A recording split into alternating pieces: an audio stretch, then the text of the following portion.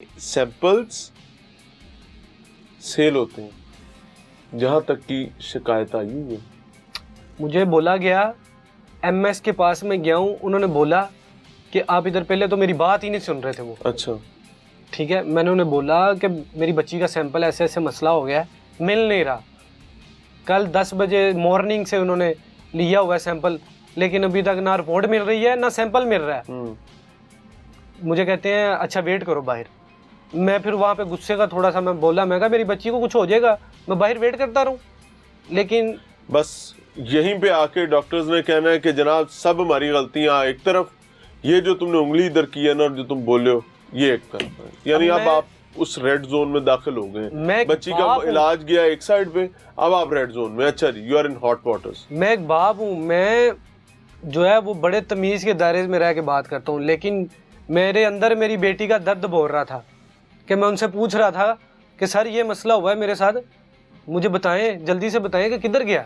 29 घंटे गुजरने के बाद कैमरे नहीं लगे हुए थे, सारा कुछ लगा हुआ है सर जी, ये सिर्फ उनके लिए लगे हुए हैं। उनका कोई मसला हो जाए तो उसके लिए लगे हैं, हमारे आम आदमी के लिए नहीं है वो कैमरे। हमें तो दिखाया भी नहीं जाएगा कुछ भी। आप ये कह रहे हो आम आदमी को फंसाने के लिए लगे हुए? हाँ जी, इनकी हरकतों के लिए नहीं लगे हुए। उन्होंने मुझे बोला इसी दौरान के अंदर सुबह 9 बजे से हमारे ऊपर नीचे चक्कर लग रहे हैं। अब एमएस के पास बैठे हुए टाइम बात करते करते शाम के 4 बज जाते हैं, सैंपल नहीं मिलता अभी तक। सुबह 9 बजे से बच्ची का सैंपल तलाश कर रहे हैं, 4 बज जाते हैं।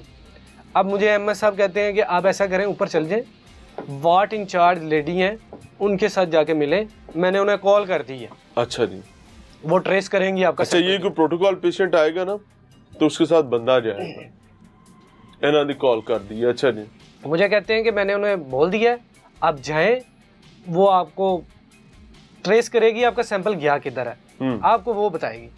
मैं ऊपर गया हूँ, अब वो अंदर रूम में बैठी थी, मैंने ऐसे जाके उनको बताया मैडम मैं नलैन फातिमा का फादर। आगे से उनके अल्फाज हल्फन ये अल्फाज थे। मुझे कहती है आपने कंप्लेन की है हमारी।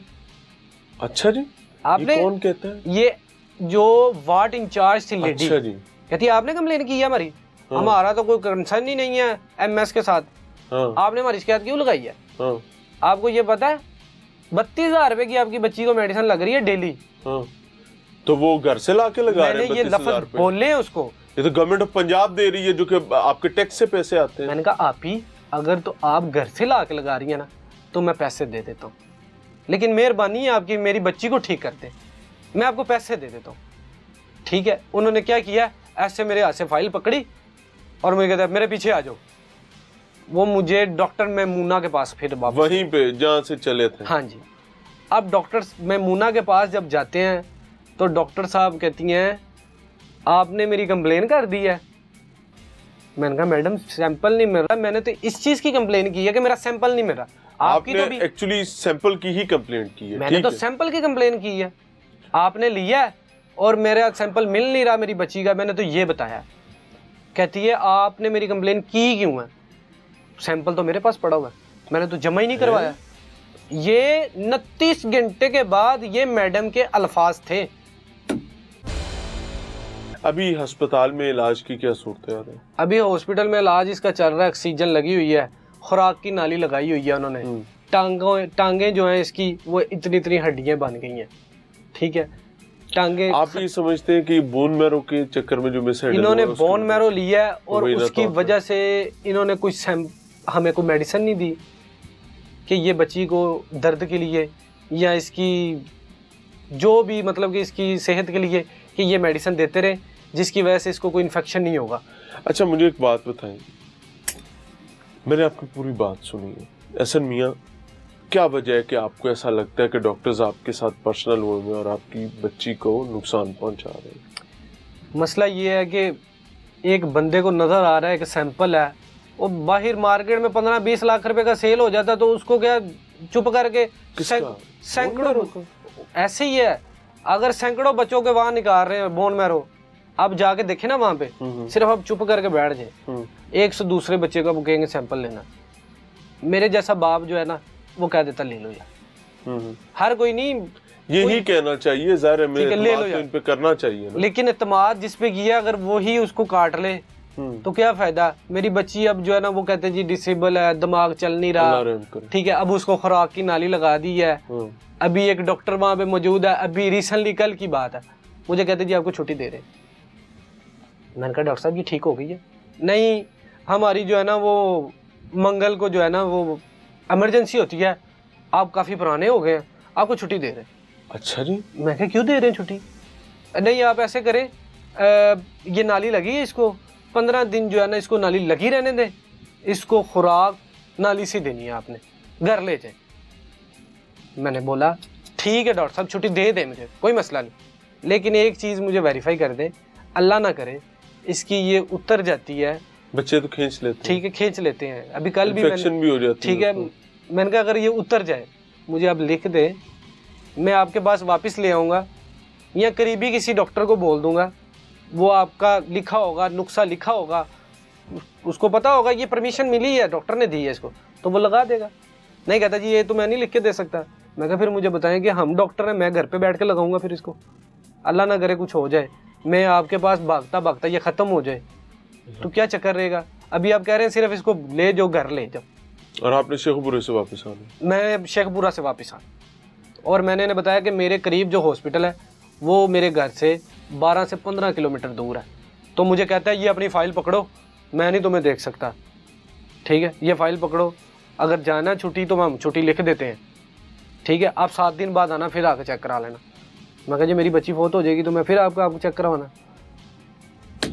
ऐसा मियां अल्लाह ताला आपके हाल पर रहम फरमाए। मरियम नवाज साहिबा, आप वालिदा भी हैं, आप सीएम भी हैं, तो दोनों रिस्पॉन्सिबिलिटीज़ लगभग एक जैसी ही हैं।